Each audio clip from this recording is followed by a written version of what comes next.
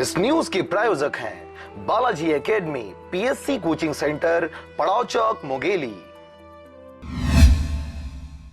शासन के निर्देशानुसार खरीफ मौसम के फसलों का गिरदावरी तहसील के सभी पटवारियों द्वारा तय कार्यक्रम के अनुसार किया जा रहा है, जिसका राजस्व अधिकारियों द्वारा परीक्षण सतत रूप से किया जा रहा है। इसी कड़ी में आज मुंगेली अनुविभागीय अधिकारी अमित गुप्ता ने ग्राम पंडरभट्टा एवं चिरहुला में पटवारी द्वारा किए गए गिरदावरी का निरीक्षण किया। गिरदावरी जांच में खसरावार अंकित फसल व सिंचाई की स्थिति का मिलान किया गया।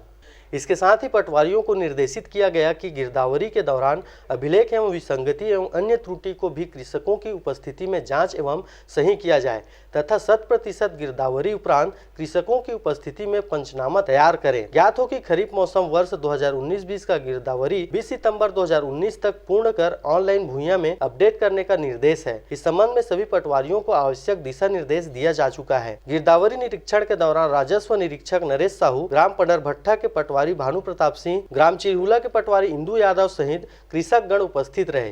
Bureau report RJ रमझाझर।